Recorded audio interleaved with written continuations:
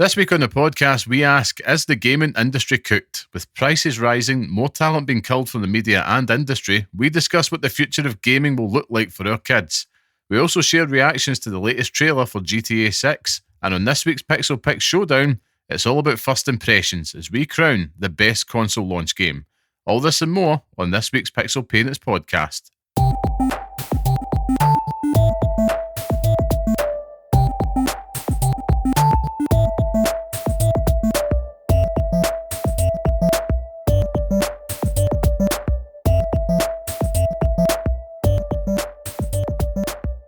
Hello and welcome to the next episode of the Pixel Parents podcast, the show that discusses all things gaming from the perspective of parents. I'm your host, Liam Kelvin, and today I'm, of course, joined by the bearded one, Scott, the tastemaker. Curry, how are we, Scott? Good evening, video gamers. It's time for the next episode of this show. You think I'd come prepared after so many episodes, but I never do. It always surprises me when you say my name. But yeah, we're here and ready to talk about, how the industry we love is crumbling at our very feet. Or is it? Question mark.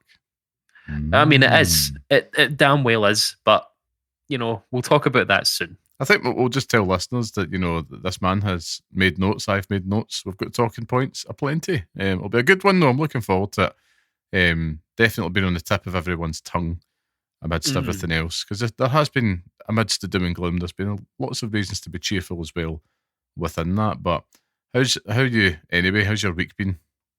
It's been all right, to be honest with you. It's been a pretty sort of chill week, to be honest. I wish I had really more to say about that, but what did I do on Monday? I can't remember because we were off on Monday. I must have done stuff in the garden or some pish. I dug out a big tree, and then that's the same thing. Yeah. That's that basically. And then now I'm back at work and just loving every moment of it. I'm disappearing. I'm clicking too many buttons as I'm talking to you, Liam. I'm all over the place. Because a message came up on my laptop, and now my antivirus protection has gone now. So all the viruses are going to affect my computer. You're exposed. I'm exposed to many viruses.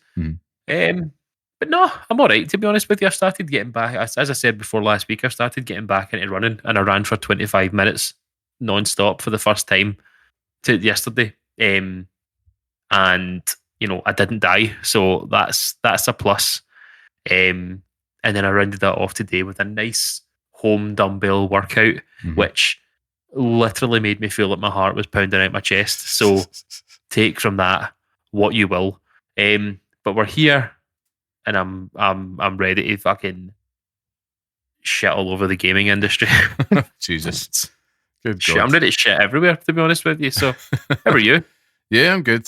It's it's been a busy old week. My son turned 5 this week. You were at the birthday party at the weekend, which was lovely. I was indeed, yeah. Seeing all the I was going to say that I was at at his birthday, but I thought that was something for you to say. So it was. You were there. It's fine, and it was good. We were just in our old elements, which was great. First party we've had in the house, which was really a moment to appreciate, and just it blows my mind when you see them just get older. When you start seeing the pictures come up on your phone when they're tiny and all that, and it's like, well, has the time gone? But yeah, I'm good. I've fast approaching. I've got roughly about just under a month before I start my new job, which is exciting. I am totally in the handover mode, I suppose, in my job just now, which has its benefits as well as its pitfalls. So yeah, it's a good old time, but it's been a very interesting week gaming wise. Outside of that, like you says, home workouts are pretty decent. I am not the running man. My knees are terrible, and I blame that on many years of drumming. But it is, thankfully, I get some home workouts in. Again, I've got these pair of dumbbells that I've had, but you've also got a little connector on it. You can turn it into a barbell as well, which is good. And I've got the bench there and stuff, which is excellent. But trick I learned is definitely do a big intense workout, give it a day to rest, and then just keep doing that. And it's great. You can see results over a long time. It's not instantaneous, but yeah, over time. I mean, certainly not. And I think I'm going to start becoming one of those, social media influencer people who talks about protein a lot and Yes. eating loads of fiber and stuff, and basically just ingesting. Is it chia seeds? Mhm, Chia seeds. mhm, Just mhm. ingesting every single chia seed in the world. That's it, Fiber aye. is the most important. It makes you poo, and take this from someone who, if pooing was a professional sport, Christ almighty. Scott Curry would be winning gold I at mean, the Olympics for it. you're not lying. You're not lying at all. Telling the truth, I'm inviting people into the world of Scott Curry. You should keep Notably, that. You should keep that opening for your new offshoot show, Pixel Proteins, where you are just talking about the after effects of all this and fiber in your diet. the Pixel Pooing podcast, Yeah. where I do 15 minutes of a podcast on the toilet. Oh, God. There So, you do you go. know, That can be the Patreon content. it's out there Patreon. somewhere. It's out there somewhere. I bet you we could search it after the show and someone has that as a show and you can hear it and the echo and the drips and the flushes. Oh, We're getting God. derailed here, but listen, it's important. We're all people listening to this show. We're all a bit older. We're not as young as we used to be. So we've got to do these things to look after ourselves, don't we? Because we're only going one way, and that's older and weaker and all the rest of it. But aye, it's a good old time. But Weaker. We're all getting weaker. We're all going to die soon. well, So if you just leave it, if you just sit there and just not eat enough fibre, as you say, bad times. But yeah, it's you're correct. Aye. it's also balancing it with like with same with video games. Like every single little aspect of life that you want to do, it always comes secondary to like the main show, which is keeping this little tiny human or whatnot alive and well. But yeah, it is what it is. But let's get into it. I think before we do, let's just get some housekeeping at the road, shall we? So, of course, for those listening, this is the Pixel Parents Podcast, the weekly podcast by parents who game for those who do the same, where each week we discuss all things gaming whilst raising little ones. If you want to be part of the podcast, come say hello and share your thoughts with us at pixelparents.bsky.social on Blue Sky, or write to us at pixelparentspodcast@gmail.com. If you like what you hear and you want to support the show, you can leave a 5-star review and, of course, share this podcast online with your friends. That really does help us out. And, of course, thank you to everyone that continues to join us each and every week. So, with that out the way, Scott, what have you been playing this week, sir? Oh, it's been quite a strange week, to be honest with you. So let's just kick it off with my ending of Expedition 33. I don't like calling it Clear Obscure. I think that's a bit daft. I like the name Expedition 33. I think that suits it better. That's just me though, They just need to listen to me when I talk about that. But I think we held off last week because, I hadn't finished it and I was very close to finishing it. But finally got over the finish line, and I've never been so confident in giving a 10 in my whole life. This game is just fucking incredible, and it's still sitting with me. Like it took me a while to move on to another game. After I finished it, I was just bouncing from game to game to game. But that ending, bro, it was so good. Oh, it was. And it was funny because we both got the other ending, you got one ending and I got the other one, so that was nice. Yeah. But I'm a diehard Looney fan. I mean, I will die for that character. She's excellent. I'd appreciate if she wore shoes every so often because some of the terrain in that game can't really be good for the. Yeah, but she'd be floating on by. She knows those dogs will be barking though. And yeah, I loved it. I think that. And it will come up a wee bit later in the show when we kind of get to talking about, the main segment. But it really is testament to how, putting a bit of sort of love and care into a game that you really want to make and taking your time doing it can really bear fruit. And everything that's coming out since about, how they were bored of making games at Ubisoft, how they found, the person who made the music and stuff like that. I'm sure there's someone else that was found on like Reddit or something like that. Like it's just how they find these people to make these games and it all comes together like that is just outstanding. And you're seeing it across the industry. People are just falling in love with this game, so it's great. Yeah. But it moved me on. So again, as I say, I struggled with what I was going to play next. And I was kind of in the mood. I think we were talking about I was thinking about Metal Gear Solid and really wanting to go back and play Metal Gear Solid 3 because it's almost that time again. But then I thought I can't really be arsed, with all the Hideo Kojima movement and kind of discussion and cutscenes of it. So I ended up just sticking on The Last of Us Part 2. How do we get to The Last of Us Part 2 from Metal Gear Solid, Liam? I mean, how did we get there? Because the stealth in that game is fucking incredible. Oh, yeah. Outstanding. I think we've had conversations about stealth games in the past, and you picked The Last of Us, and I was like, shut up. No fucking way. I can't remember how it went, but the way you move in that game, you're like, it's incredible. Yeah. Like I'm now on board with Naughty Dog just taking over the Metal Gear Solid franchise. Just give it to them. Yeah. Hand them the keys and fucking let them go. And yeah, just see how it goes. But it's been great. I think it has really spoiled my enjoyment of the TV show, though. I was telling you this week that, the not like for like, the 1-for-1 filming of that show with a video game has really irked me, because I think the game is so much better for it. But I've just become Abby. So I've just changed over and switched to Abby, and I'm working my way through, day 1, day 2, and day 3 in Seattle. Yeah. But it really has just, I had completely forgotten a lot of this game. Like, it's a big game. A lot of the bad things that Ellie does, like, the big bad thing that Ellie does is like, oh god, like completely forgotten about it. Erased it from my memory, and probably for a good reason. But it's, I think I text you this. It's fucking miserable. Like, the gameplay has to carry it because it's it's so good.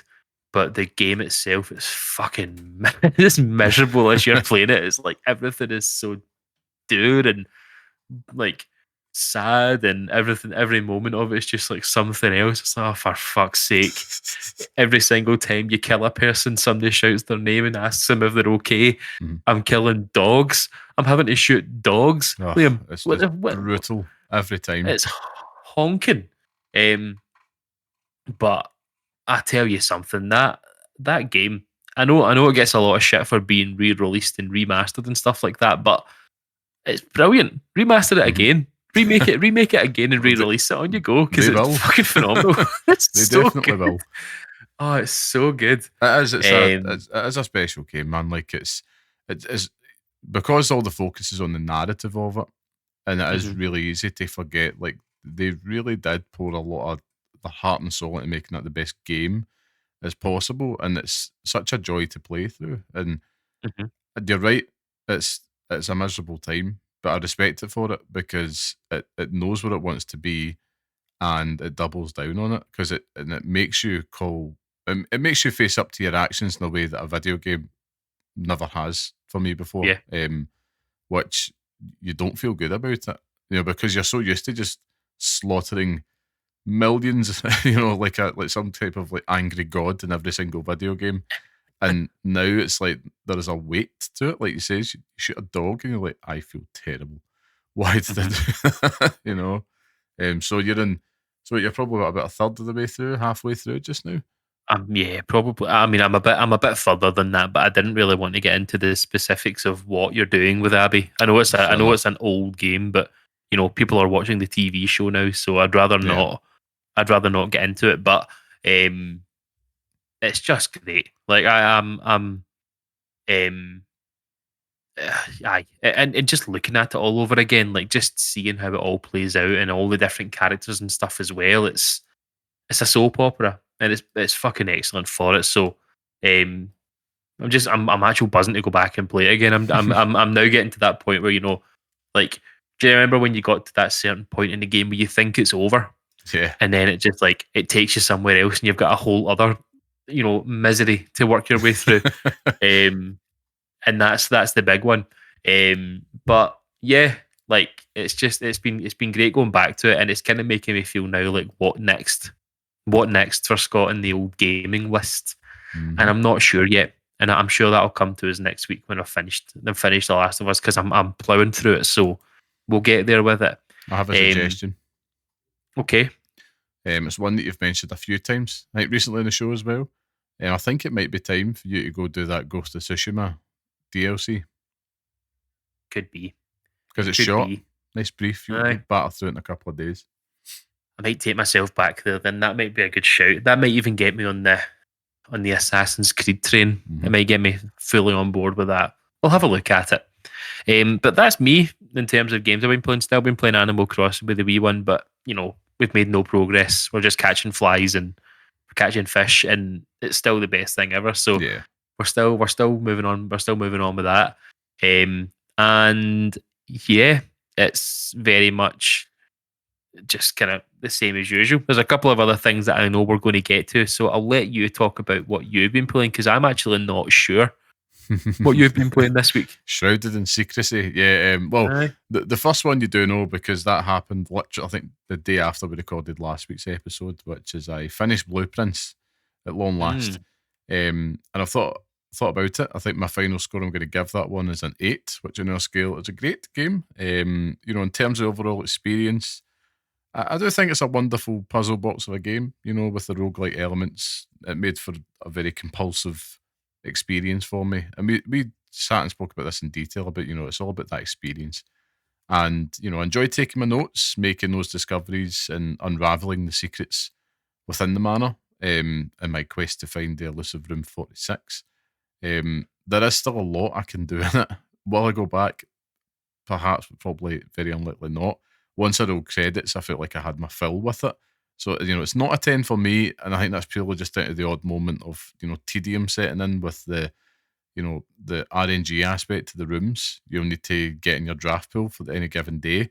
That can get a little frustrating when you spent a lot of time in it, and I felt the breadcrumbing of the discoveries, they were drying up as you were clearly just banking on drafting a certain room to progress your investigation.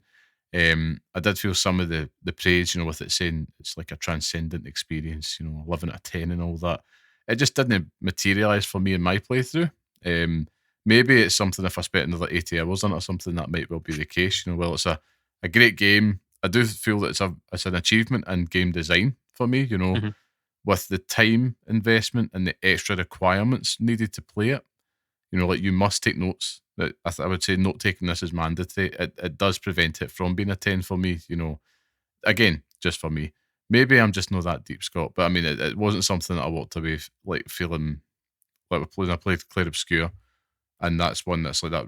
Like everyone else, it's like this is going to stay with me for the longest time. I think it's a game that I would replay through the years.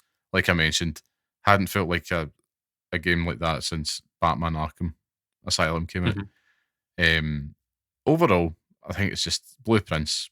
How would I sum up? It's a chill and engrossing game. It's a great experience. If you've got that itch for a puzzle, you're not going to go wrong with it. I also think it would make a really good co-pilot experience as well. So if you have a non-gamer with you, such as like my partner, like they're very interested in my progress with it. And I feel that game has potential to do that. If you're sitting down together and one person's controlling the sticks, the other person's making the notes or something like that, I think it's got some legs in there as well. But yeah, ultimately I'm falling down an 8, which is a very, very good score for a game, which I would still say is a great game. It's just not hitting the 10 for me. But that being said, it was still one of the most pleasant surprises I've had this year. I must have spent about 25 hours in there in total, which is a long time for anybody to spend doing anything. So I've given up over a day of my life towards the game.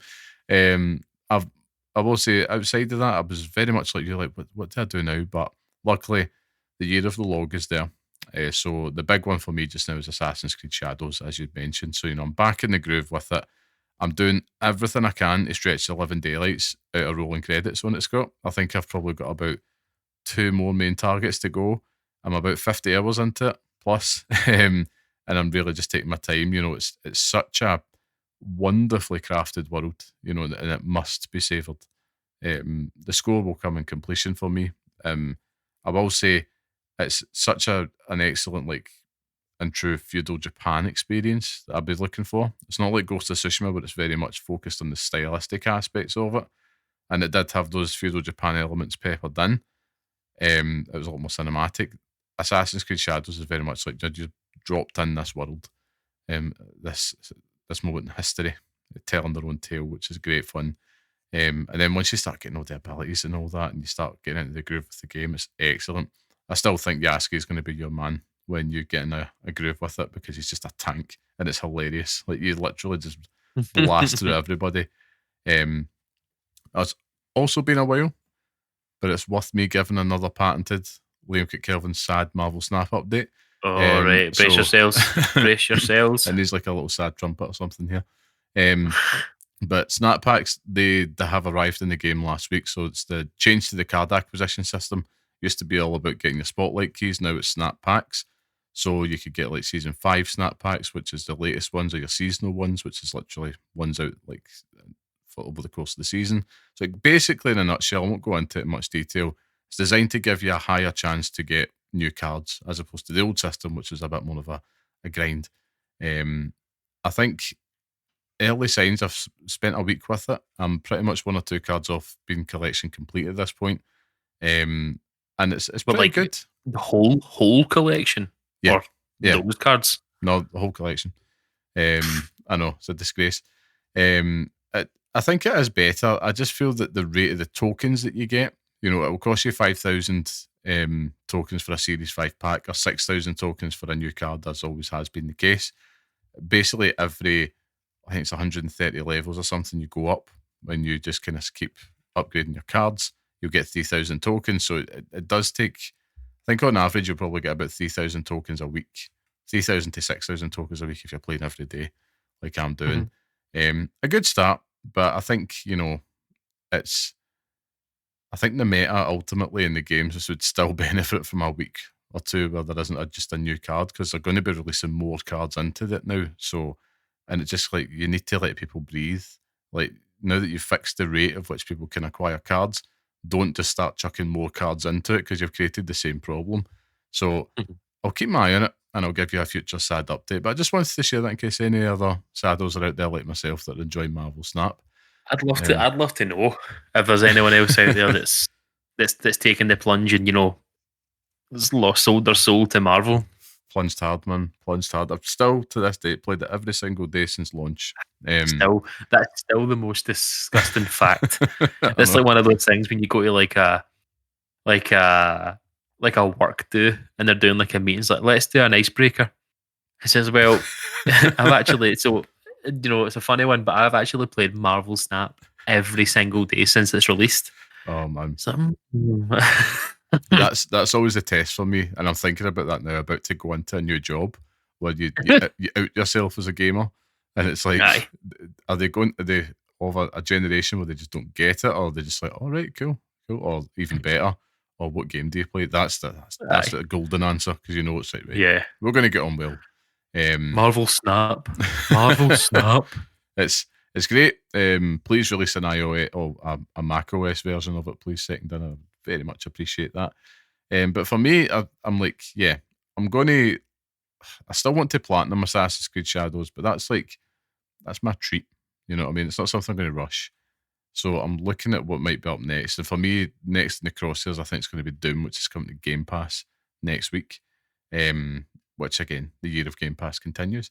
But outside of that, Scott, it's been a big old week, because that's all that I've been playing this week. So I think we can move on.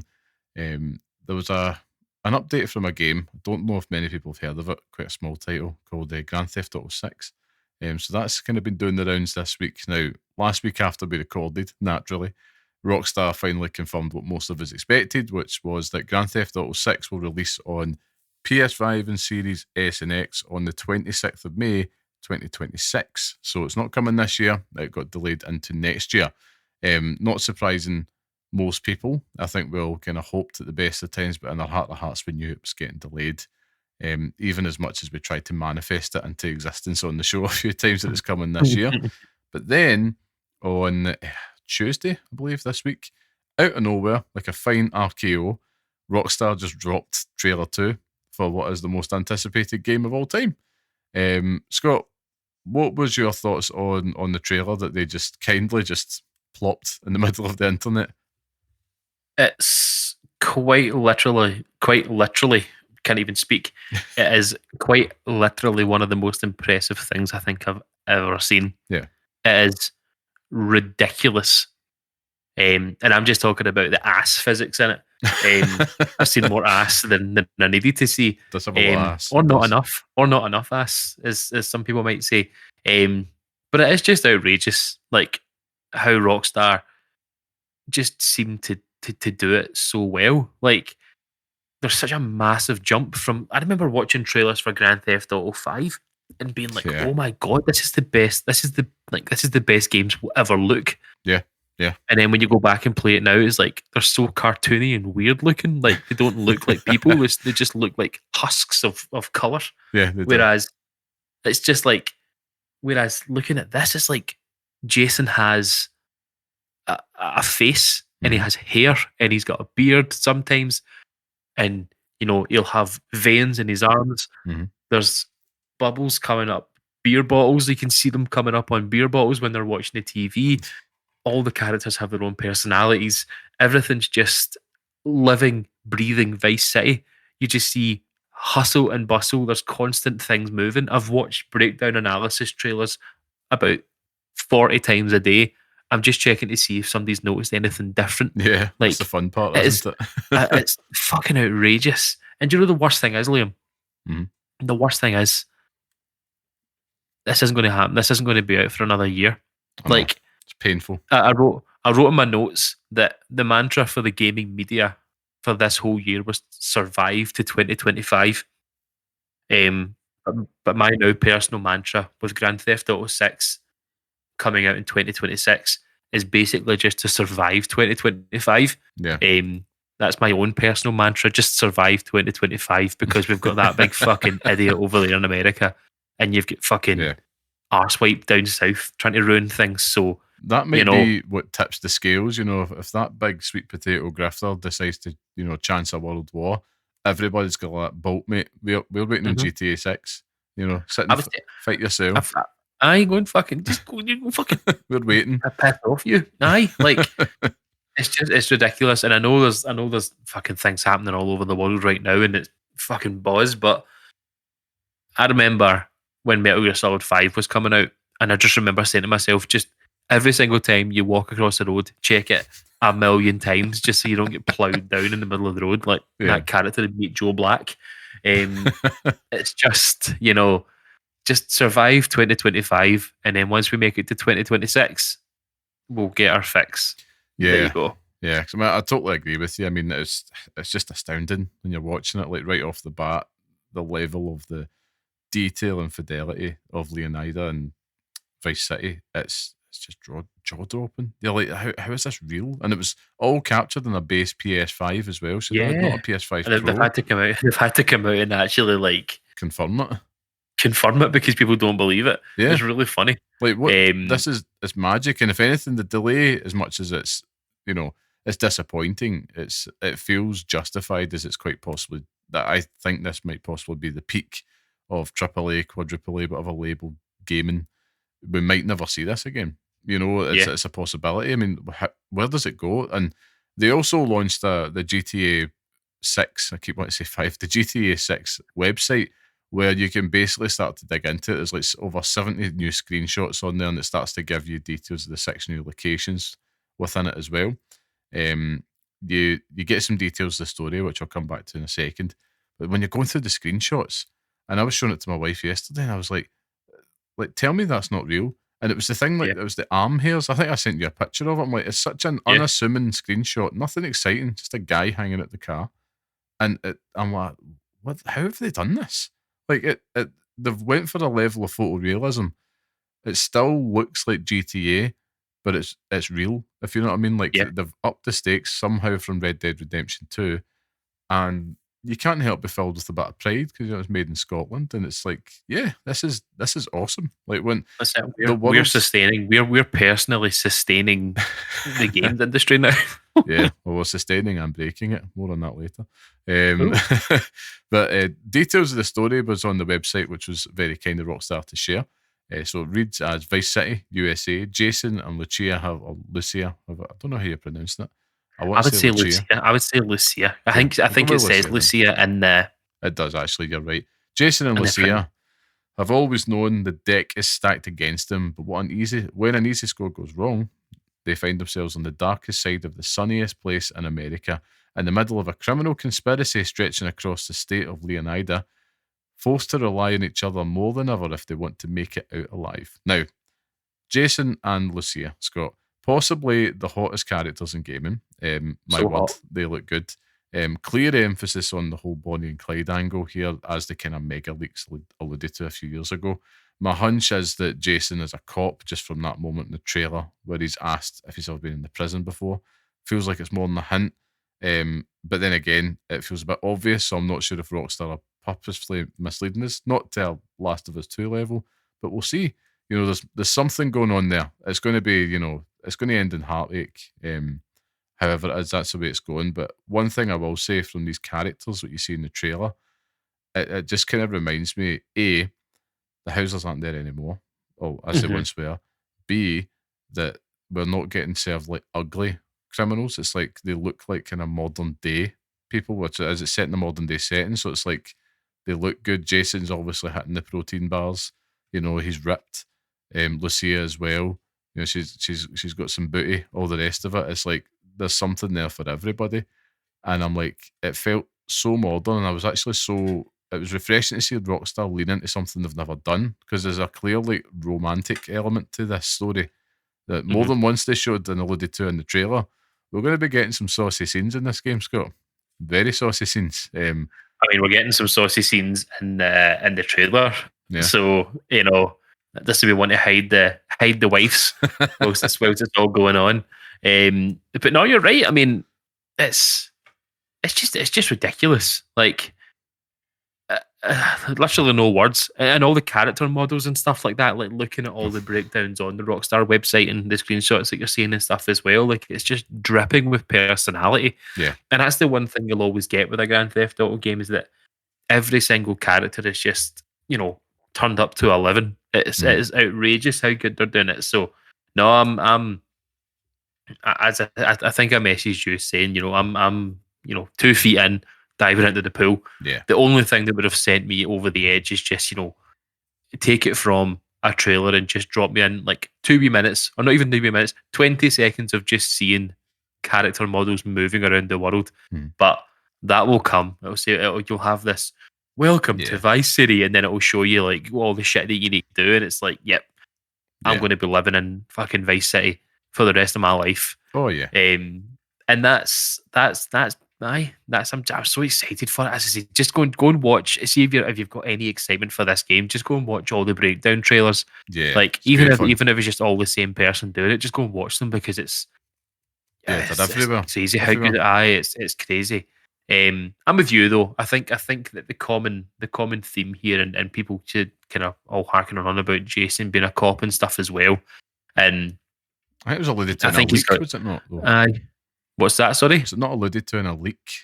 I'm not sure. I can't remember, but they could have changed it. If something like that leaks, it's major. But he's so quintessentially cop based, like the way he talks and stuff like that. He's got the personality of a cop.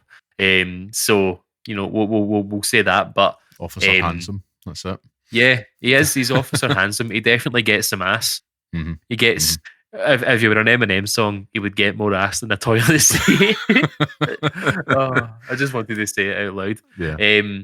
But no, I'm just, all I need now is just the music. Like, the music already in the trailer has got me excited with, is it the Pointer Sisters or something like that? Pointer Sisters were on there. Who else? I heard country music. I heard country music in there as well, which love that. Gets my juices flowing. Right at the start of the trailer, like showing it from his perspective, driving through doing the drug collections, and it's those little snippets of music in places, and it's the amount of cuts that they do to show you so much in that under 3-minute trailer. It's astounding. Like, it's masterfully done. I think I'm with you. The overall vibe on the trailer, it's just like, excited is an understatement, like everyone else. It's just, I'm really in a moment of appreciation for it, because I can see they've clearly spent every last ounce of the last 12 years just making something that really is incredibly special. Next year, I'm just thinking to myself, like, right, we're going to get that gameplay review like you're talking about. I'm expecting it to be, around about the January mark, I would say. Then you get something else maybe around the March thing, just before the financial year, just to really whet the appetite and juice the pre-orders a bit.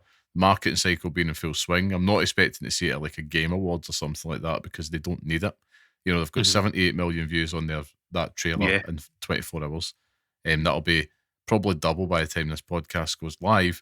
And, it's what I'm expecting it to be when I see it is GTA. And that's the next hurdle. And it seems to be so far immune to the usual commentary that you get from everything that's revealed, because it's a different world now when GTA 5 had released. And of course, you start to get the small bobby energy of like people just calling everything woke and all that, because there's a how dare they have a female character. It seems to have dodged it, which is great, which I love to see, because to be quite frank, I'm fucking exhausted by that patter. Honestly, like, get it in the sea, and hopefully they go with the patter as well, because it's just, what the fuck he's talking about? This game looks awesome. I don't know how you want to pick holes in it. And I can see the next thing you're going to get the gameplay trailer, and it's going to be like, cool, it ain't broke, don't fix it. I just want it to look and play and feel like Grand Theft Auto. I don't want them to fucking carve it all up. But you're going to get smart asses saying, it just looks like GTA again. It's like, yeah, no shit, Sherlock. Yeah, that's the game. That's the sixth entry in the series. So, that's what I'm wanting. I can't wait. What I will say is, though, there is a downside to it, because I've had to admit something to myself, and that is the fact, looking at this game, right, which is fucking spellbinding. It's special, that this will, as I said to you the other day, by the time GTA 7 comes around, we'll probably be in our 50s, right? So allow the bulk to kind of wash over you a little bit there when you realise that, right? If you look at the gap it's taken to get to 6 from 5, but I think 110% this game's going to be more than 80 quid, and I hate to say it, in this case, it's worth it. That's what I'm reckoning with myself with, because I'm like, yeah, for that money, so say they slap a £100 price tag on this, right? For that money, I demand this level of quality, and I think publishers should take note, because if you're going to be raising prices, you need to raise the bar. Complete builds, more impressive crafting of worlds. This is the return that kind of at least an £80 investment demands, and don't think that that's what I say to publishers, do not think that GTA and your current standards, give license to a free-for-all when it comes to pricing. If anything, GTA is going to expose a lot of arses when it comes to them thinking about upping the price on stuff, and I definitely think, looking at it, it's like, there's no way on earth that Rockstar, don't take full advantage of the demand for this game, but B, they have a product that backs it up. It looks like a super premium product, and it should have a premium price attached to it. And I think most gamers will go, I feel enough, mate. I feel enough. There you go. But if it's something like, I mean, it's something I said months ago, is that if there's anyone that can do it, it's PlayStation. Do you know what I mean? Yeah. It's PlayStation. It's Rockstar. Like, they can do that. PlayStation can do it as well. I mean, why then? But Rockstar can definitely get away with it. Like, they're probably the only people that can do that. So yeah, and it depends what you're getting for it. Do you know what I mean? Like, there's going to be there's now going to be a conversation about what does Grand Theft Auto Online and stuff like that look like as well. Like, how does that fit into the world, and what happens with all that as well. You've seen the failure that was Red Dead Online. Yep. So, I mean, and in comparison to Grand Theft Auto 5, so I mean, it's exciting to see and how they actually go about changing it. But I'm just fucking buzzing to have another Grand Theft Auto. Like, so exciting. I kind of feel that my journey back through, Liberty City, Vice City, San Andreas has all been for naught now, because we're not getting Grand Theft Auto 5, Grand Theft Auto 6 this year. Yeah. Yeah, and do you know what I'm looking forward to? It's a fucking disgrace, Liam. It's a fucking disgrace. bring back Crunch. Let's do it. Oh God, no. We're not inviting that heat. That's the thing, though. That's the thing that's come out about it, though, is that it seems that Rockstar are actively trying to avoid Crunch with this, which is great to hear, because it was a torrid time when that was the norm. Do you know what I mean? So. Yeah, I mean, I hate to admit it, it asks a question of a lot of us, because I don't think anybody wants to see people go like 18-hour days, 6-7 days a week to kind of get these things over the line. But it was, for pretty much for as long as these games have been in existence. The norm. Mm-hmm. It's the norm, and the pushback on it has resulted in longer times for games to come out, which I'm feeling that the wind might push back another way because these publishers will demand a return on investment, because when you push things out, it adds millions and millions. Funny thing as well, though, I think, there was a meme going about, I don't know if it's true, saying that GTA 6 has cost more and has taken more time to create than it was to build the Burj Khalifa. So I was like, that's amazing. Aye, but what does the Burj Khalifa do for me, Liam? I'm going to be playing Grand Theft Auto for ages. I've never even seen it. No, I actually probably have seen the Burj Khalifa, but there you go. I bet, could you go to the top of GTA 6 and eat some shitey pistachio chocolate? I didn't think so. There you go. See? Oh God, I'm going to have them coming after me. The Burj Khalifa. You're going to have the management of Burj Khalifa. How dare you? How dare you? We are better than GTA 6. No, I think, GTA 6 though, I mean, that's the big one of the day, and it helps us kind of move into our main topic this week, which of course we've titled Game Over. Where is gaming going? And GTA 6, we'll start here. For the longest time, it's been looked at as a saviour for the video game industry to kind of jumpstart another boom in interest around video games. With that delay, coupled with a few more things that's happened in the past week. So Xbox raising the prices of their consoles, their games, and accessories last week. So the consoles have went up by about $100 in the US. Have went up slightly less in the UK. Price of games will be going from 70 to 80 this holiday, and the accessories have all jumped up as well as the likes of the leading games media site Polygon. They got hit with mass layoffs following its sale to Valnet, and as well, you looked at what happened as well. There was layoffs at Giant Bomb, like Jeff Grubb stepping down. I don't know if he stepped down, if he got laid off. I'm not sure on that one, but there's been casualties in the games media space. And over the last week, it does feel, something does feel different about the industry and the games media this last week.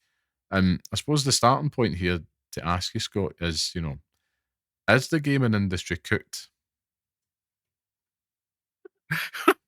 What an easy question to ask someone. I'm not going to let you away easy with this. We start at the top. You get the shite questions at the end. The current state of the gaming industry is that you've been frying the onions for a wee bit too long now, and they're starting to char. Food reference. I love this. you're starting to see the char on those onions, and it tastes bitter. But sometimes you just throw them into a pasta anyway because you can't be asked. Sorry to interrupt Scott's rant about onions there. We were experiencing some slight technical difficulties just midway through our points. So we're going to take a little breather here and just restart things. So Scott, the point you were trying to make about onions in the gaming industry. I mean, I've forgotten where I finished, but ultimately the point is the gaming industry cooked? Was where we were is talking. It cooked? I mean, I remember the question. Although that's stupid. It's. I think after that point about the onions, I made a better point about cooking like potatoes or cooking rice. Is that the water is just ever so slightly bubbling over, and we have to be careful about how that goes. Is it going to bubble over and affect the hob? Is it going to get overcooked? Are we going to stain things because the bubbles have hit the cooking equipment? I've lost my train of thought because I've done this already, Liam. So this is I don't think that the gaming industry is cooked. I think that it is cooking, and there's concerns about whether or not it will bubble over. There you go. Yeah. Well, this is a joy of making notes, ladies and gentlemen, because I've got them all here. I'm ready to go. No one takes notes as good as me. No. Now, for me, when you ask the question, is the gaming industry cooked? For me, it's something I did have to think a lot about, because there's been a lot of emotional response to the stuff that we're seeing in the past week. But for me, I don't think it's cooked. It's not like Eurogamer article put it out with the kind of RIP games industry. For me, I just think that it's changing, which is very different to saying that it's dead. It's just it's changing. It's experiencing something. We're in a moment of transition, and after the boom it experienced during COVID, with that rush of investment that we saw and what we're seeing now, which is just this natural contraction with the levels of investment declining on it, investors ultimately seeking that almighty growth and they want it quickly. And they've moved on to the next big thing, which is AI, which will experience the same thing that the gaming industry is probably experiencing just now. So, is it the easier to say, is it the bust after the boom? And I don't think we're heading for that video games market crash and that the industry's all of a sudden going to get Thanos snapped and go bust. There's a lot of real factors in play here that I think there's a lot happening that adds up to this feeling of doom right now. Investment largely being down. And this is what Alana Pierce was talking about in her video, which, if you ingest any form of games media, you've heard every numpty, please go watch this, tell you, just please go watch this video. And I'm also going to be that numpty telling you the same thing, because it's a cracking video, it's a good watch, and I think she did some really quality journalism on there. She's going through all the data behind the decline. Basically, I think it's the games industry screwed, I think is the title of it. Yeah. But it's well worth a watch because she really does a deep dive. But what she's talking about in it really is, the number of gamers in the world almost stagnating. Like how do you grow a market where there isn't any new people entering it effectively?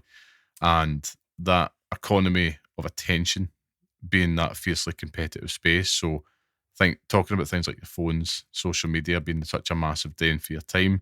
But it's just all, when you think about everything you need to do in the day as an adult before you go to your scratcher, that circle of your free time has got like this onslaught of everything, social media and all that vying for your time, and it's not just gaming anymore. So all of that's just having this huge impact on the bigger picture. And while the numbers that she goes on to share within it, they're clearly not as huge as what they were originally projecting in 2020. When it comes to the market growth piece, the market itself has never still been bigger. And that's something that I took a lot of heart from, because actually there's still more gamers now than what there ever has been. So it could just be a case right now that we're at this plateau point, and I think it's time for us to really just kind of take stock of that and not panic about the future. Like this obsession with growth, as I've said before the recorder went tits up, and I'll say it again, it's this obsession from a corporate standpoint about growth. And basically the quote that I butchered then, I'm butchering now, is basically this constant growth is not dissimilar to what cancer does. Cancer just seeks to grow all the time and eventually cannibalizes and kills the host. Now, that's effectively what we're seeing in the corporate space in boardrooms in every single industry. Growth is the buzzword. Growth. And every time I hear it, I'm a little bit sick in my mouth, because it's like we should not be focusing on growth or obsessing about it. We need to obsess on sustainability. It's like this whole, the lines can always go up, the lines can always go down, but very rarely do they just go straight. And it's like, and everybody's good. But that's just not what a shareholder wants to hear, do they? They want to be, my hedge fund is doing great.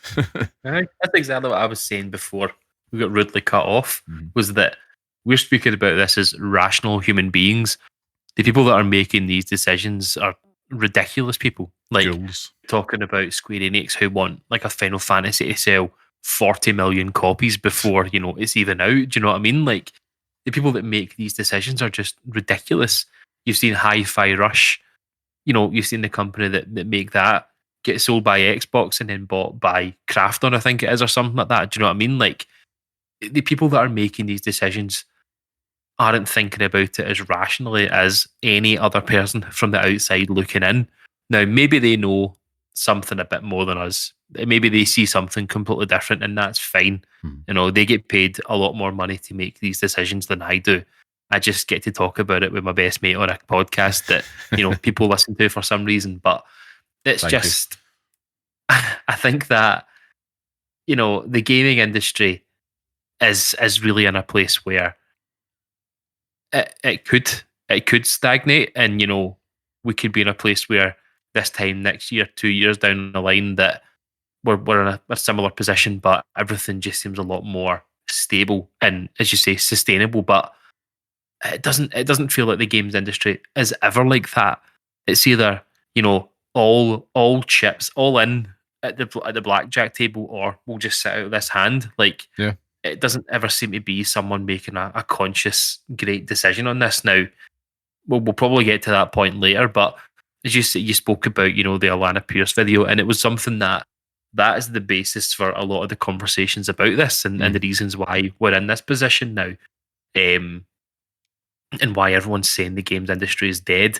Now, I don't know if it was cut off, or I'm not sure, but I think it comes back to my point. It depends on who you ask, because is it dead for developers?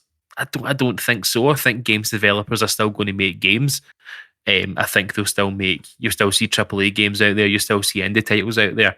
Whether or not they're still going to be at the same quality, or everything that you come to expect from these games, who's to say? I don't think you're ever going to get that, because I don't think there's anything ever going to affect that, because these people have to make these games in order for the games industry to even move forward. But I think that the part of the industry that we're going to see the biggest impact in, and it's an impact it's felt around the world in fucking print media, out with games journalism in general, is that these are sort of, this is the impact of the rise in YouTube and the rise in the internet and stuff, as well as that print media has taken a fucking massive backseat, unless you're 60-year-old and buy the Sun every single day.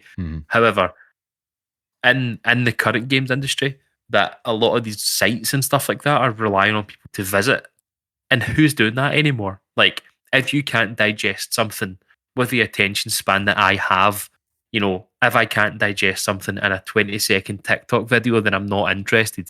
And this is just me, brain rot. Like, I can't not spend fucking 5 seconds without looking at my phone. And that's exactly what Alana Pierce is talking about, is that this is what these people have to contend with, is that people do not have the attention span to go seek out the news. I don't even know where we get it anymore. That's the problem, is that, and it's something I want to have a conversation with you, down the line on it, but I just think it's something that the games industry itself probably isn't as cooked as everyone else is making out. I think it's the commentators and everything else that surrounds the games industry that's starting to feel that effect, and that's what's impacting it as well. Yeah, I mean, I'm going to jump forward with my notes a little bit here, because I'm a wee bit out of order. I'm going to linger on this point about the games media, because this is a talking point for it, but I totally agree. Like, the games media is definitely suffering more, I feel, and so I'm not surprised that there is a stronger narrative around the doom and gloom. Don't get me wrong, there's other things in here which is contributing to that massively, which we'll come to. But again, we don't forget the principles of framing and even agenda setting when it comes to reporting, Scott. That's something that we were, it was cast iron. That was what was kind of drilled into us, and we know that as students of journalism. But just like you mentioned, print media died a slow death, and it was heartbreaking. And now the online media, as you mentioned, as we know, has been cannibalized by personality-driven content creators like us. So we are effectively killing it and contributing to this slow death in a very, very small way. But biggest players in the games media space have also massively contributed to this downfall as well.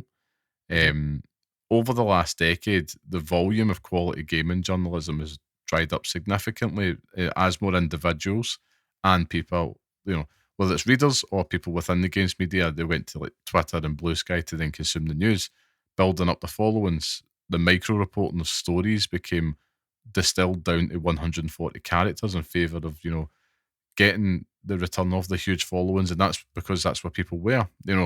Elon Musk, absolute dauber.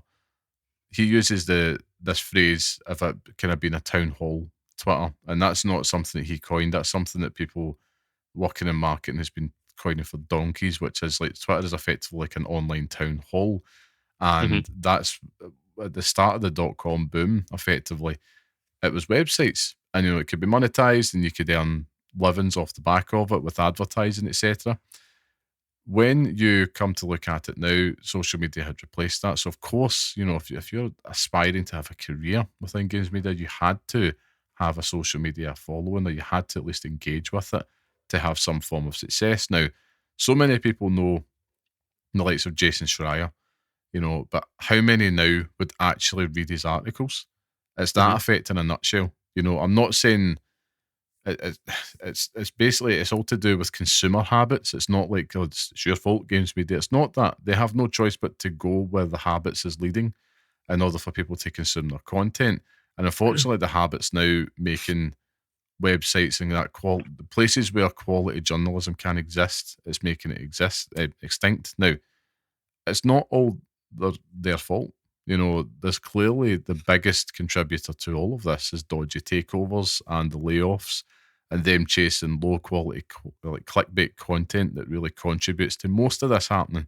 Chuck in AI and games media has just been quickly debased as an internet growth asset for owners who don't really care and understand the importance of the role games media has to play in it. As in, how do you find out about the latest things happening within the industry? How do you find out about what's up and coming? Where is the people, the tastemakers such as yourself, like whose voices resonate and kind of give you a reason to go and play something? Maybe I found my calling. Maybe you have, yeah. I definitely would say so. I mean, I wouldn't have played Final Fantasy VII remake without you, but it's all of this thing. It's never just one reason. It's all these things that play at once, and it's all compounding down to this as well. I mean, yeah. I was thinking about it, and it's exactly what you've just said, and it hit me like a ton of bricks when I was making my notes at 5 o'clock this afternoon. It was when we were younger, when we were bairns, we would be looking at sites like IGN every single day in uni just to absorb gaming news. Yeah. We'd listen to sites like podcasts, early podcasts, like Video Gamer and stuff like that as well. Yeah. Like all the things that I wouldn't have known without the word of mouth of you. Like I wasn't checking IGN and listening to all this shit a lot until I met you. Like it wasn't something I ever took any interest in. But like I wouldn't even know now. And this is someone that takes an avid interest in this and really wants to sort of engage with the media. I have absolutely no idea where I access this stuff now. I know that VGC does a really good job, and that seems to be where everyone gets, reporting from, and they break a lot of stories. But I have absolutely no idea where I would suggest someone goes to for gaming media now. Well, I know it's all on Blue Sky. You go and follow the right person on Blue Sky, and you'll find it. But yeah, and it's because you don't have websites out there that can cater to that need, because you've got owners there that don't pay well. So they're not succession planning, so any experience goes out the door. And they just want as much slop done as possible. So like VGC, for example, right? VGC lives and dies thanks to the people that are behind that, like your Chris Scully and your Andy Robertson having such well-engaged followings that are wanting that, craving that, because they trust them, and rightfully so, because they're experienced in the game for so long. And it's like, excellent. Like, we do want to support that. They're doing their own Patreon thing, which makes total sense. If that was like two numpties like ourselves doing that, it would die in its ass within the first month. Yeah. And this is where it's social media, unfortunately, has effectively been the reason why it's happened. But it's also, it's also a blessing in the sense that it's still at least giving some of these more experienced people from the games media a lifeblood. I mean, Jeff Grubb was another one. He's one that's over the past 5, maybe a little bit longer years, has become like a real insider in terms of like a go-to source for what's up and coming in the industry, and he's amassed a following off the back of that work. And thankfully for him, he's either walked away or been let go from Giant Bomb. It's not important, but he's not there anymore. He can now go seek to start this project and go on his own. And luckily the internet still gives you that opportunity to do it.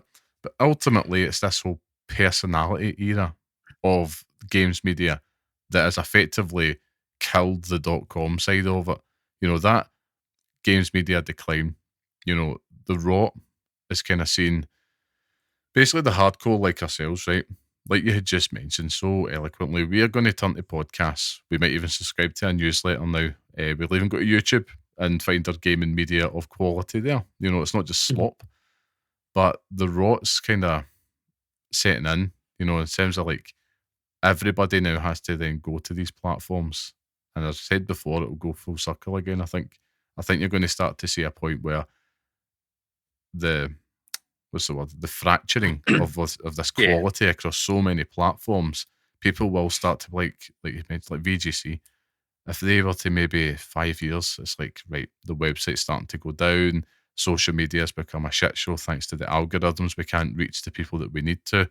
But we could maybe start a movement. And I've said this in a podcast before. I do still see, like, a movement, an era there of bespoke quality small run print for gaming, and it's already happening now. I think Lost in Cult's an example that springs to mind, but I can see that happening on a wider scale, and that'll be the next place where these media voices of quality will naturally have to turn to. The thing that makes me so sad about it, though, and this is where I think when we talk about where's the gaming industry and games media going, like what is our kids going to have, I really don't see them engaging with. They're not going to have people that will have that lineage of, like, 15, 20 years ago they were at an E3, they were at Gamescom, they were doing the traditional games journalist role.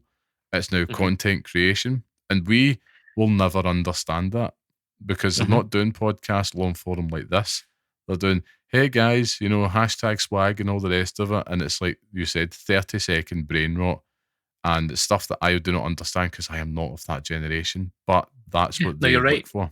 It's funny because you're saying things that are really, really hitting on every single point of my notes, and I'm now convinced that you're reading them off there for me. But so I'm like IT. I think that it's one of those things where, like, I wrote the issue for me, and it's coming back to the sort of social media parts of it, is that we now have to, we personally and other companies now have to condense everything into these fucking 9x16 videos for TikToks, Reels, and Shorts, just for that attention span, for that 20 seconds. Where even if you look at our analytics and stuff like that, like how little someone will maybe watch a video for, it's outstanding. Yeah. Even if it's like 10 seconds, they're watching it for like 5-6 seconds. It's ridiculous. Now that in itself is a bad thing. Like, the fact that you cannot hold the attention span of someone for more than fucking 2 seconds. But what it does, we're looking at it all negatively here. Like, for our kids and stuff, that's negative because, they have to sift through a wade of shite to find the gold. Do you know what I mean? You have to eat piles of shite before you find a nugget of truth. But something like that. But what it does is it creates a viability for people to actually make content online. Do you know what I mean? Like, well, that's it. Yeah. We spoke to Greg Miller a few weeks back.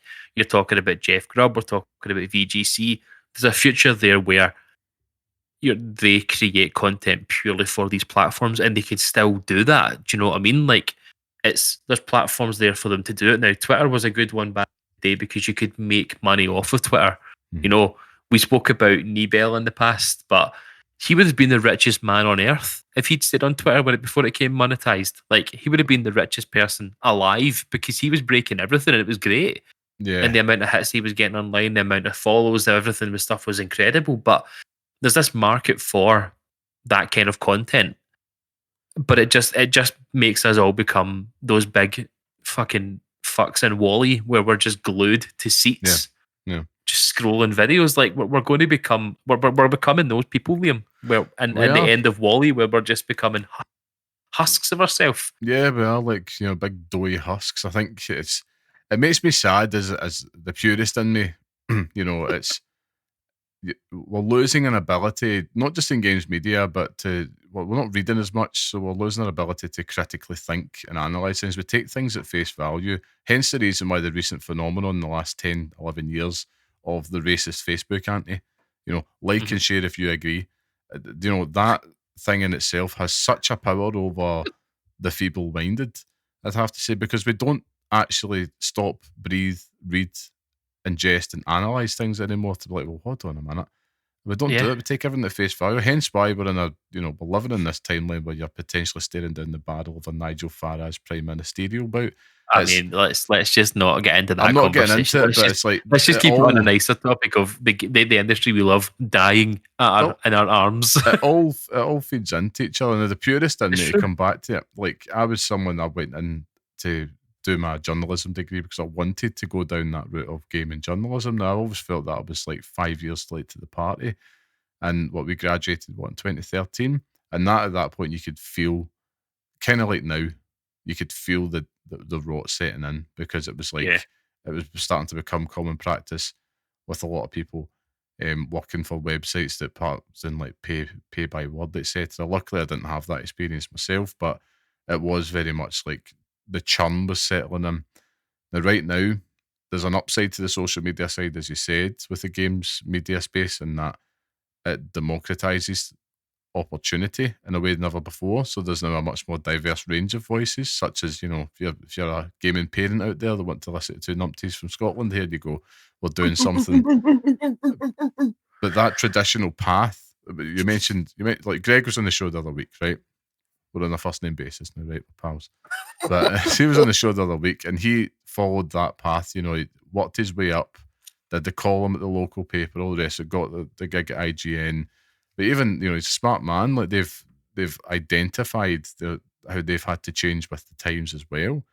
And they continually do such a good job of that, but they're constantly knocking their pan in to keep that going. And they're a very rare example of it done so well, and hats off to them. But I think, you look at that will never happen again. The path that, like, anybody that said it got to IGN 10, 15 years ago, that just won't happen now. Nah. And that makes me sad.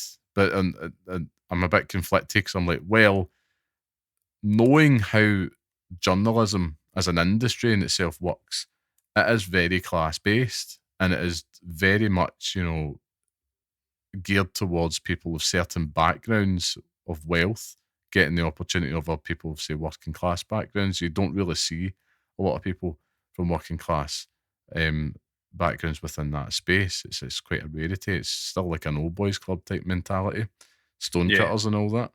But it's, and it brings me back to, I'm going to circle this back down because we talked a lot about the games media in terms of that. So there is an impact here that we're talking about. We're talking about people of different backgrounds, particularly from an income perspective. Games media in itself, now Xbox has been one of the bigger villains this week, despite that fucking sensational run they've been on with Game Pass. With the rough comes the smooth and all that.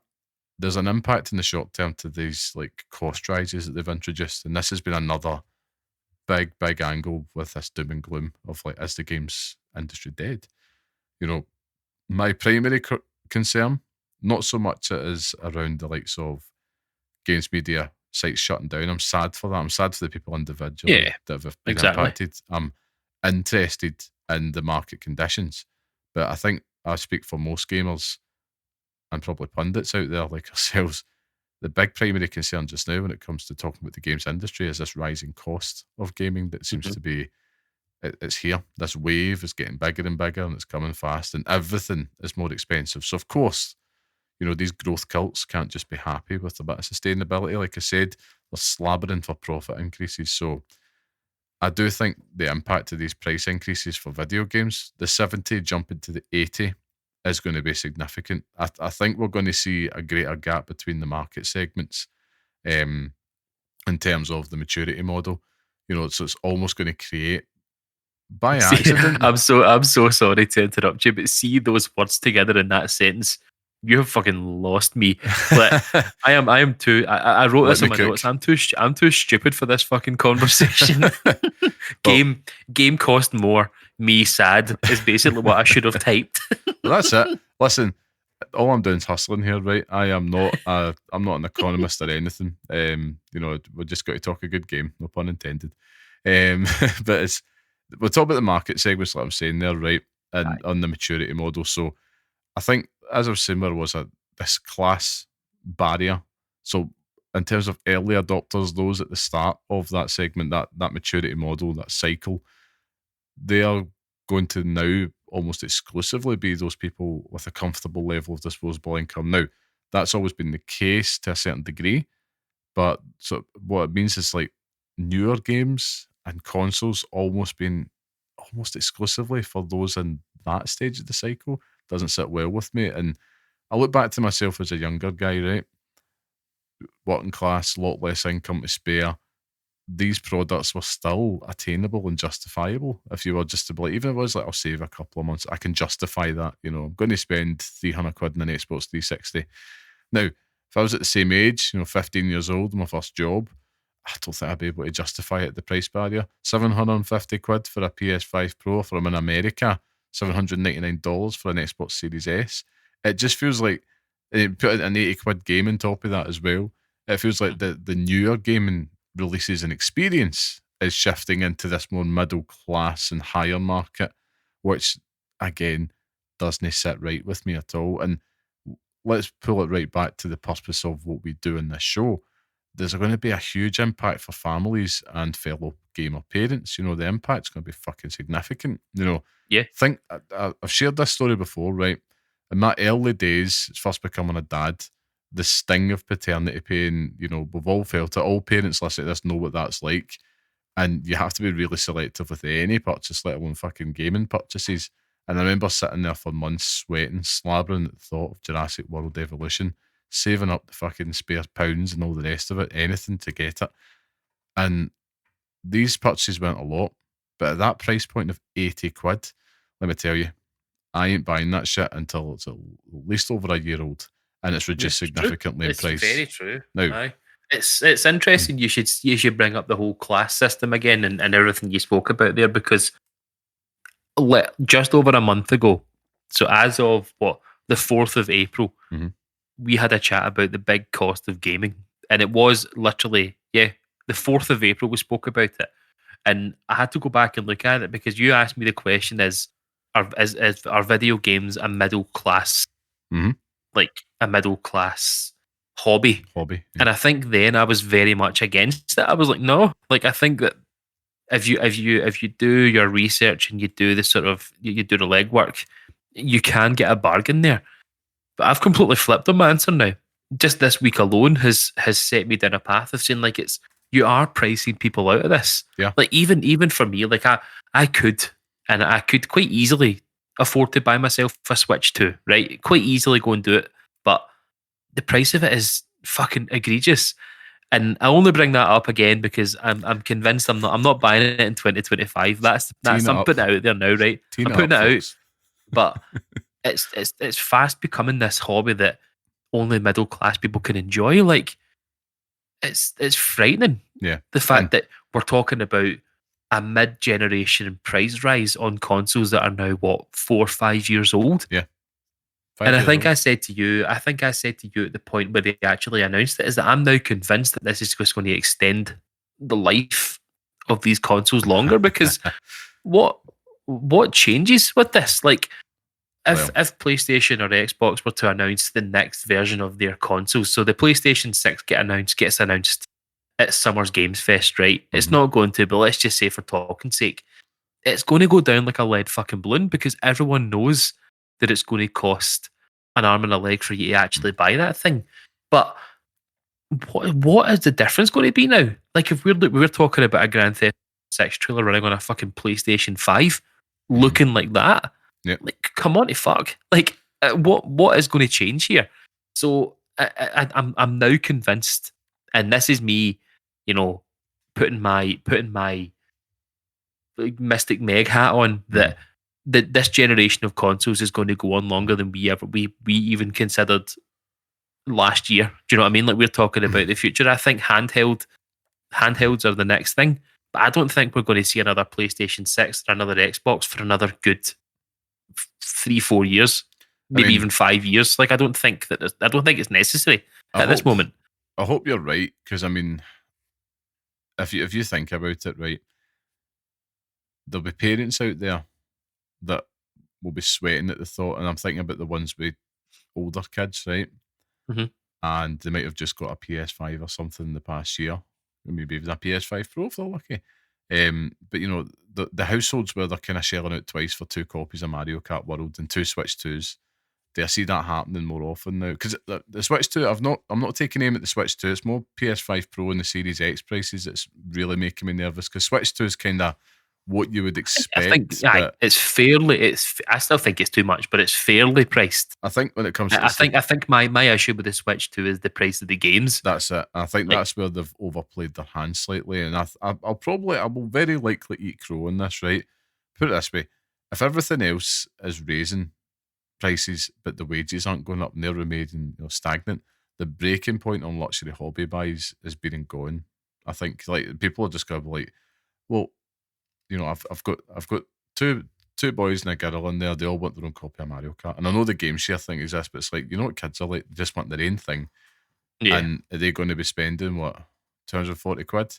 or something. Fuck Whenever it was that. on that, it's like not a fucking chance in hell. And the cost of gaming, as we know now, is skyrocketing. And it is all down to greed and cost of greed, cost of progress. That's what they're all under the guise of. But consoles, I think they've been following this kind of PC gaming progression for the longest time now. And I think we're at that point where the next step is you're going to have a console like a PC build. So instead of selling you the new box, it's going to be the new component that'll end up being the same price as a console. Think like graphics cards. And I think you've hit the nail on the head.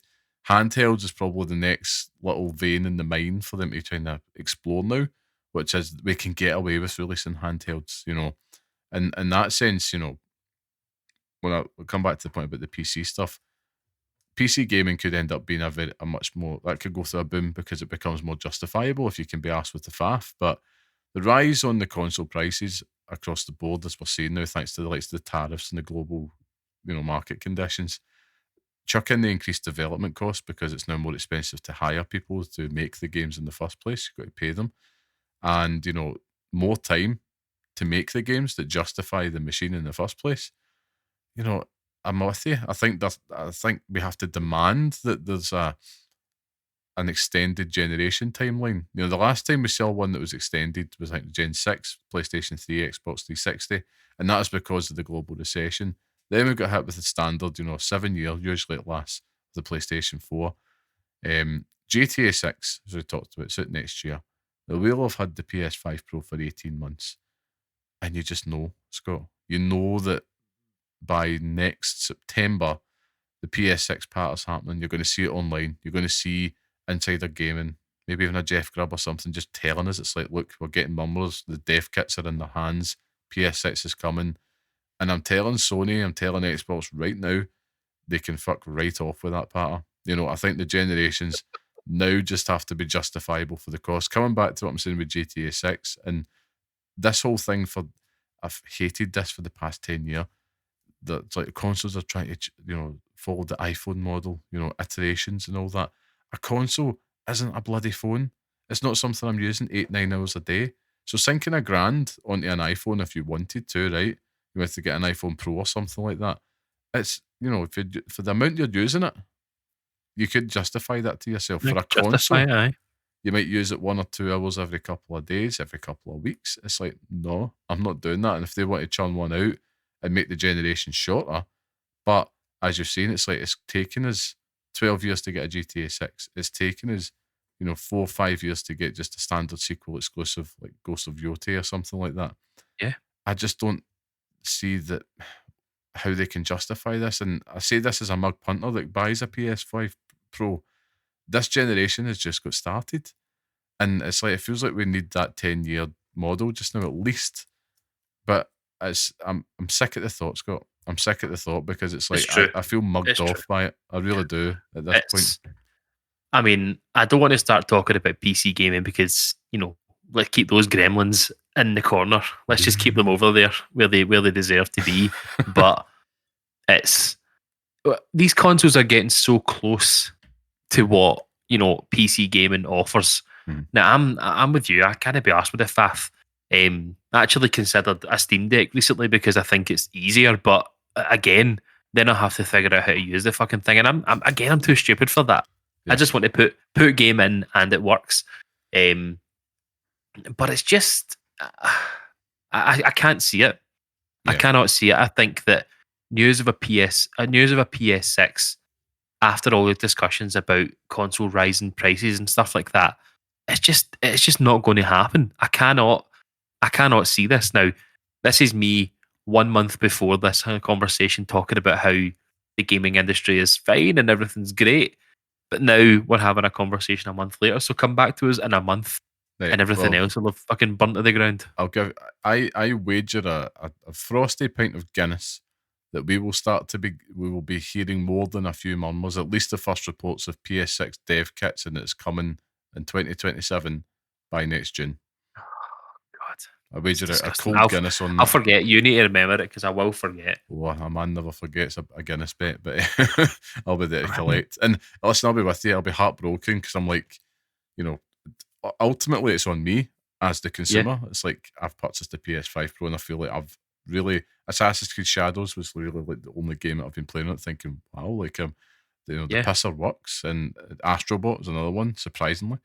Um, but I feel like GTA 6 was really the big thing to justify it for me. And I'll still play GTA 6 on it, but you know what it's like? We like to have the new hotness. We like to, you know, be in amongst it. We can't help ourselves. And I don't make it's excuses or true. apologies for it, but it's That also is like true. PS6 2027, even if I trade in a PS5 Pro and it's still going to cost me about £1,000, it will be £1,000.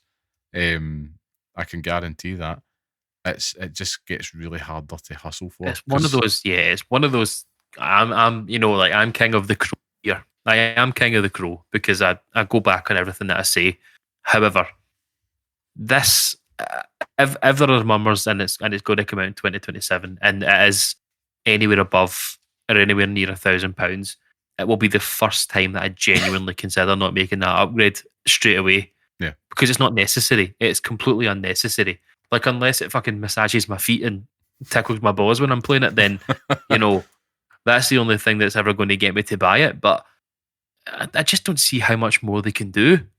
That we're not talking about a generational jump like the Super Nintendo to a PlayStation One. Like it's not like that. no, Or an N64. I mean, I'm completely changing fucking gears there, but a PlayStation One to a PlayStation Two. Do you know what I mean? Like there is an obvious jump there, but the jump from PS4 to PS5, although you can see it and you can hear it, it's not massive. Like that leap isn't huge. Like it's just and the PlayStation 4 to the PlayStation 4 Pro, the PlayStation 4 was fucking held together by hopes and dreams. Like the PlayStation 4 Pro actually, kept it normal. yeah, PlayStation 5 to PlayStation 5 Pro, it's minor. Do you know what I mean? It's very. stupid, but this is the future proofing of it all. A PlayStation 6, how much more can they do at that point? Do you know what I mean? Like, There ain't I just, much. There ain't much. I, The games I load mean, fast. You get 4K resolution. You're getting up to 120 frames per second if you've got the display for it. It's really, it's only if they can guarantee some form of like, as I thought with the PS5 Pro, it's like you won't have to choose, and it's like actually I would do it, yeah, still do it. I still have to 40, choose. Aye. 40 frames per second mode doesn't count, Mark Journey. That's still shite. I want 60. So aye, we're kind of going down this kind of doom and gloom tangent, but I have to say there is kind of some reasons to, I suppose, be positive in terms of like, why I don't think the industry is necessarily dead. It's changing, and that is that Xbox is everything. And as I said in a previous episode, I think Xbox is light years ahead here because they're clearly leaving the console model behind and trying to have their games everywhere. Cloud gaming, part of that strategy, I think it's a ways off from being a good option in my opinion. I think it's ropey, the experience, but it can get there. And I think that's a solution that, expecting punters to pay out massive some sort of machine they're not really going to get worth out of until the end of its cycle. That is kind of the happy medium.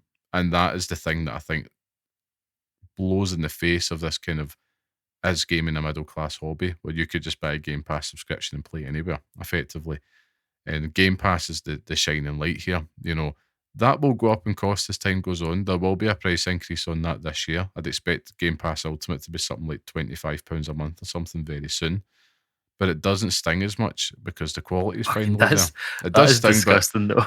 I know, It's but I mean, like, instead of if you will be like, right, I'm not going to buy anything, but I'm just going to pay for that for a month, or maybe you're quite happy to pay it every month.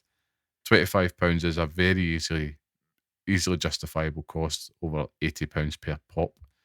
And yeah. that's what it always come down to in terms of household economics. What are you quite willing to part your cash with?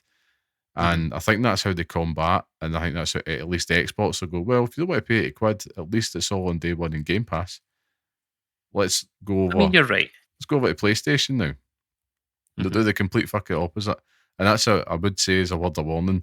If you are remotely interested in Ghost of Yoti at all, and you're quite willing to play it day one, probably get that pre-order in now because they're definitely going to be raising that price to 80 quid, I think, because it's any Aye. day now. They're going to put out the blog out of nowhere and, thank you again President Trump for this absolutely Well, shithole situation that we're all in. it's funny you should say that. We've obviously been in the past. We've spoken about Matt Piscatella. Just really quickly before we move on from this, but industry analyst on the old video games in America, and he shared a post on Blue Sky talking about the markets in America and how it's going to be affected by the tariffs and stuff like that. So I'll read it word for word. Bear with me. So facing game consoles face the steepest projected increase with tariffs climbing from 0 to 130%. Because 87% of these devices come from China, which would be subjected to a 145% rate, prices could rise as much as 69%, nice, or £428 more per unit, the report says. As a result, imports could fall 71%, blah, blah, blah. This is the fucking big one, though. So consumers are expected to cut back purchases by 73%, resulting in a $12 billion drop in their overall purchasing power. The US economy would lose $10.4 billion annually from this single category alone. So a 73% reduction in console purchases in America is, expected at that point, which is fucking crazy. It really is. And this is the thing where I think Trump will quickly backtrack on a lot of that stuff. But you're right. There is a significant blow there to the American economy. It's like you talked about consumers pulling back on purchases. That's what's going to happen, especially if you're paying 60 quid for a box of eggs over there. I mean, that comes first. Like we're talking about luxury hobby buys, regardless of wherever you're at in life. Like that's what a video game isn't a necessity. So of course they'll pull back on it. I think what you're going to see is same thing we were saying there about Ghost of Yoti. If you're in America and you want to switch to, buy it now because that thing's going to double in price. Easy. You're correct. But, same take us home, Liam. Take us home, please. Take you home. This is fucking. I think this is hard. For me, I think ultimately I'll end it on this. Right, there are reasons to be cheerful. I do think games media. I think the games industry as a whole. Actually, I still think that there's green shoots there because gaming is pop culture.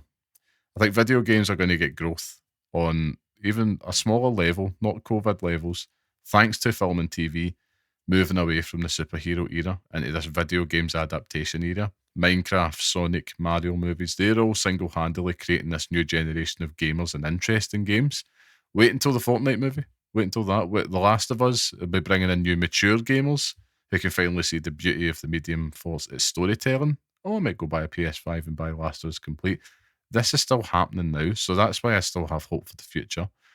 I do think, though, despite everything we're talking about, and there is real economic things driving the doom, but we're kind of always at this point in the generation.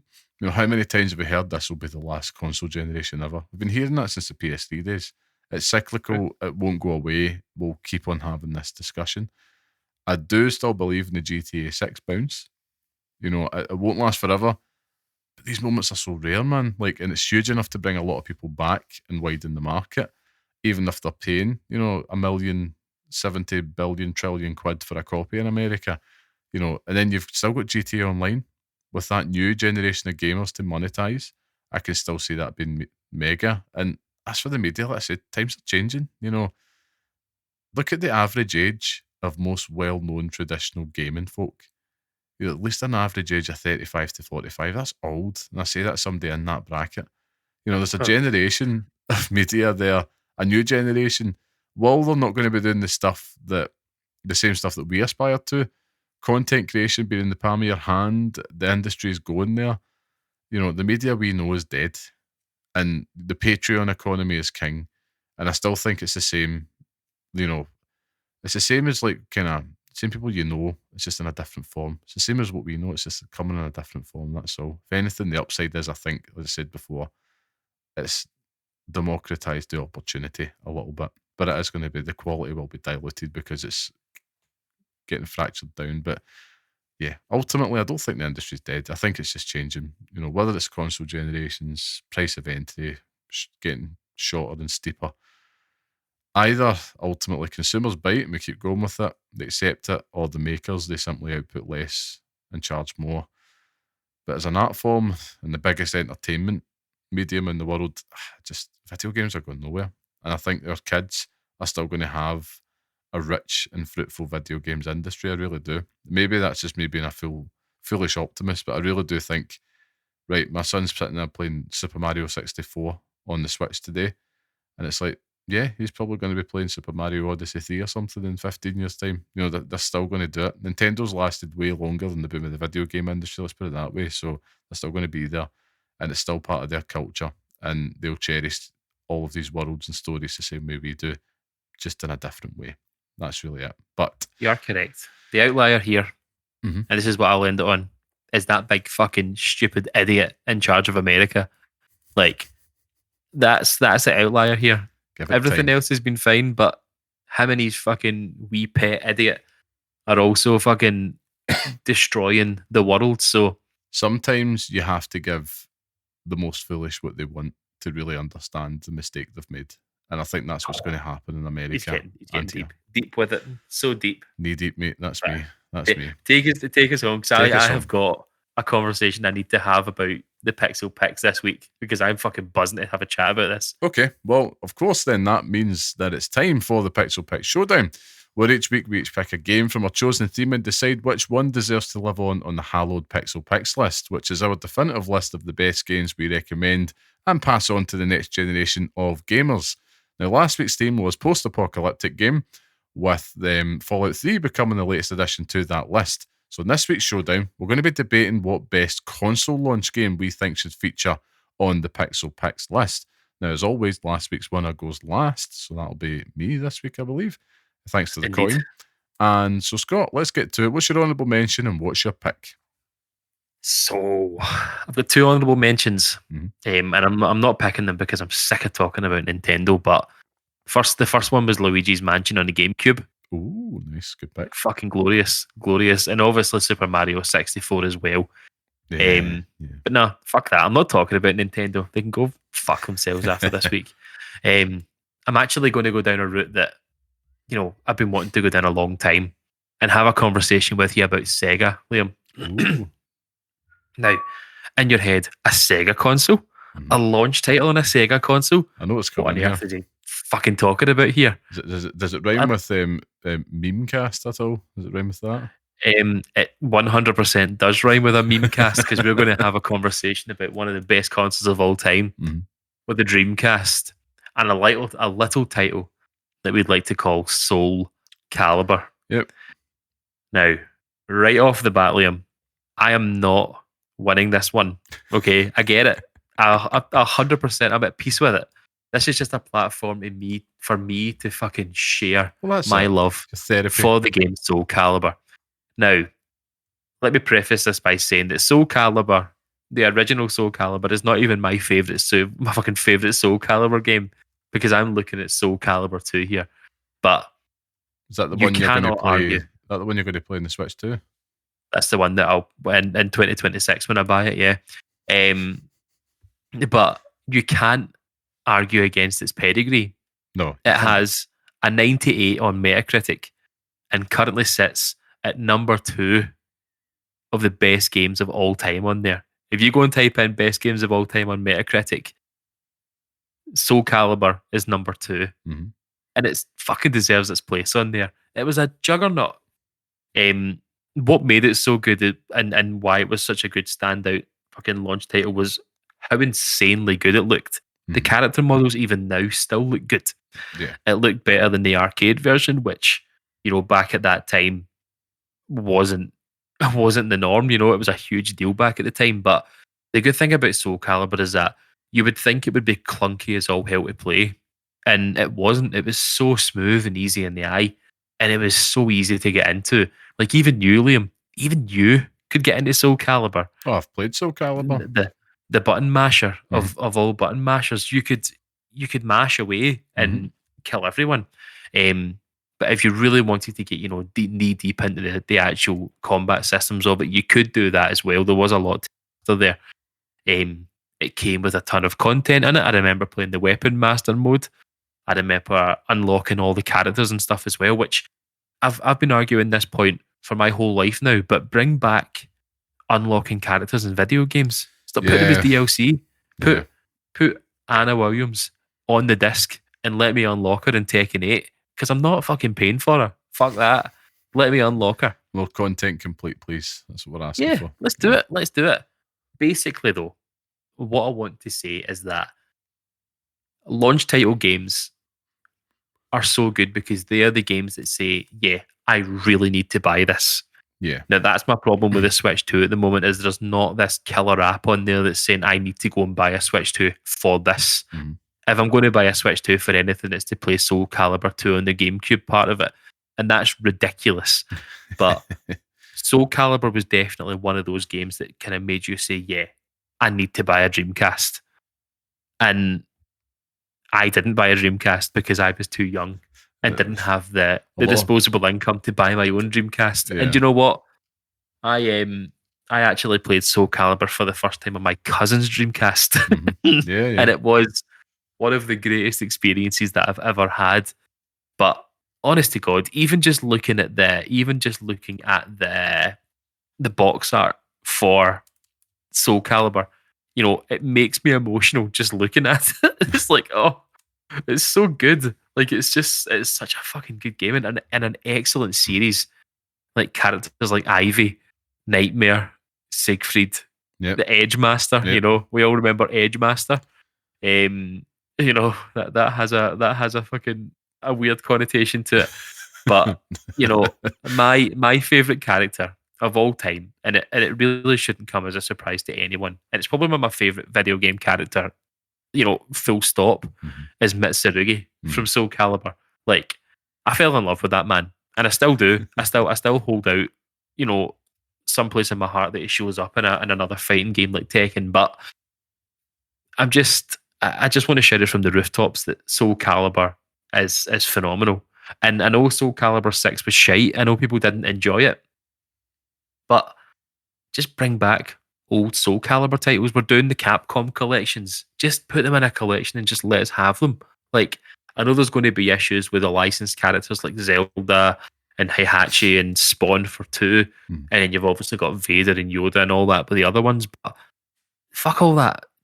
Just give me the games. Just give me them. Bring them, release them all again and just give me them and I'll be happy to play them. I don't think I'd play anything else, Liam. I really don't. I think I'd just play Soul Calibur to the end of time because I fucking love it. But you've got a chance. That is my choice for this week. I mean, yeah. But then I have to buy a fucking £400 console to go and play it. Well, yeah, why not? Treat yourself. But I'm a terrible influence. I really am. No chance. I didn't play Soul Calibur until the Xbox 360 version, which was still great fun. Not as good, obviously, not as highly rated as the Dreamcast version. And that's because nobody owned a fucking Dreamcast. That's the thing. It's a crying shame. It's a crying shame. You know, we're talking about a game so good that would incentivize people to buy a console. In this case, it's like the game obviously had the sauce. It's just couldn't stand up to the competition in terms of the other games. The other games didn't. Yeah, that's it. But it's not Soul Calibur's fault. But I mean, I'll move on to mine because I know that we're on track for a record length show here, so I'm very paranoid of that.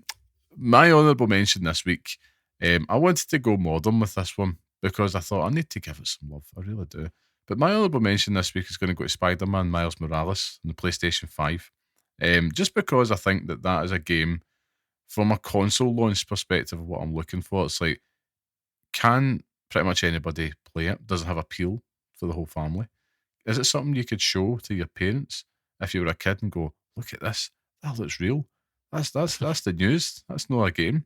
You know, is it going to knock your granny's socks off in terms of like, oh my goodness, what's the news saying now? It always comes back to the news because that's what all they watch. But also, Miles Morales was just a cracking little game, a cracking experience to kind of get you life started in the PS5 generation. I remember being so excited as we all were, COVID, and that was one of my main courses. You know, I mean, we went large on the launch. You had that. You had Demon's Souls, which I nearly picked, but I didn't because of the difficulty barrier. Even I like Astro's Playroom. Yeah. And then there was other third party ones like Assassin's Creed Valhalla, but I'm not going to count that because it wasn't really exclusive. But I thought, you know, Spider-Man Miles Morales, that's something that really that got a lot of people like really wanting the PS5 in the first place, which is what you need. Yeah. Like he says, does it get people to buy the console effectively? Because that's a factor into it. Is the game necessarily doesn't have to be like I don't know. Ocarina of Time in terms of Metacritic. It's not the best critically acclaimed console launch game, excuse me. But for me, my honourable mention is going to be a glass of juice. Sorry. It's, excuse me, saying, Scott, you have to vamp whilst I wet my whistle.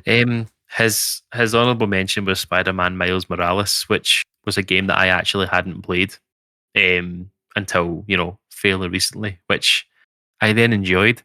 But let's all make a guess on what his actual pick is going to be this week. Well, it's going to be Knack. Nah, I really thought about it. My pick this week is very unfair. Very unfair.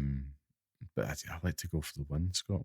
I thought it was the best console launch game of all time. Something that has mass appeal. Something that was good fun to play. Something that instantly made you get what this console was about right from the off. And I got 2 words for you. Wii Sports. That's my pick this week. Fuck off. This is a Sonic and Mario at the Olympic Games moment here. Telling you. It's that. And I hate to admit it, because I was like, there's other things I could have picked, but I'm like, no, I did almost put Super Mario 64. So I was like going down the Metacritic thing, but I'm like, in terms of a console launch game, like, I don't think anything has done it better. Maybe perhaps Tetris and the Game Boy. But it's like, but nothing. You're right to show off the what the Wii is. Mm-hmm. It's the welcome tour. It's the welcome tour of Switch. The Wii. Sorry. It's so annoying. I know. I don't play this game fair. I really don't. But this is what we do, Scott. This is what we do. We have to come for the W.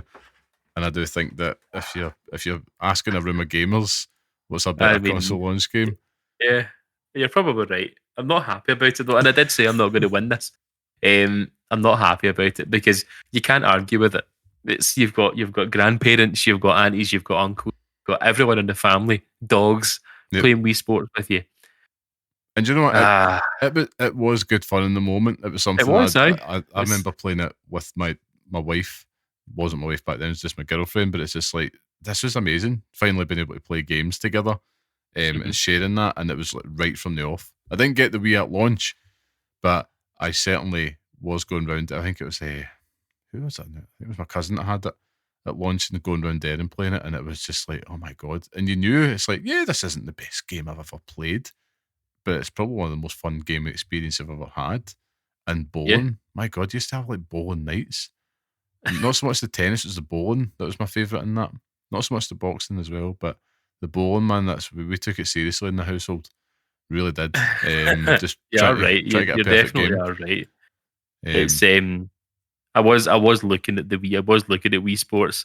I thought I have to retain my my. I don't even know what I'm trying to say. You have to go. I have to be true. I have to be true to myself. Yeah. But the thing is, looking at the Wii lineup that actually released, there's a big game on there that we all missed out. You talk about Twilight Princess, the best Legends of Zelda game, Twilight Princess. Outrageous. I didn't want to because I think we had unofficially agreed a 4-game limit for a certain series on the list, because we have to do it because there's certain series that just have the sauce. We could list GTAs for days on it, you know what I mean? Next week's one though is going to, I say this every week, but next week's one I think is going to get your juices flowing. And I think if you like to go with your heart, Scott, yeah, there's going to be plenty of options on the table here for you, man. I look forward to seeing what you have. But in agreement, Wii Sports is this week's entry onto the hallowed list. I'm not happy about it. My juices are already flowing, Liam. That's it. My juices never stop flowing. My picks have that effect. Well, congratulations to Wii Sports. You are the latest addition to the Pixel Picks list as our best console launch game. But of course, it's been a long one, but that brings us to the end of this week's podcast. So thank you once again for joining us. And remember to support small independent games media. So if you like what you hear and you enjoy the podcast, please share this on social media. Tell your friends about us or leave us a wee 5-star review. It all helps us out and it really does make a huge difference. Scott, it is test time. So where can our lovely listeners find you on the blue sky if they wish to engage with you? On the Blue Sky, you will find me at lamaman.bsky.social. I want to say what I'm doing on there, but I'm fuck it. Just go and follow it. On you go. Follow his journey in The Last of Us Part 2. He's got fascinating insights. It's so funny. I put a couple of videos up last night, and it's like me jumping off things that you shouldn't be dying on, and it's just the way that they splat onto the floor. It's fucking hilarious. So go and enjoy that. Well, I definitely do recommend people do. And if you want to follow myself on Blue Sky, I'm there at carmelite.bsky.social, where I'll probably be posting a lot of Assassin's Creed Shadows screenshots in the days to come, as well as everything in between, and let you know about the latest episodes of the show. A massive thank you to our producer and music man, the talented and handsome Mr. Sean Murray. Go show him some love. Check out his work on Instagram at barehandsdesigns and barehandsdesigns.com.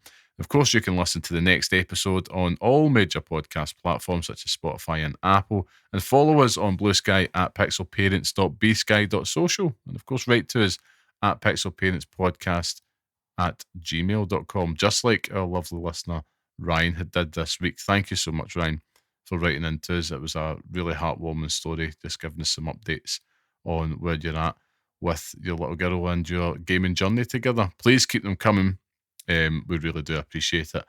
But until next time, stay safe, stay sane, and thanks for listening. Fuck Wii Sports.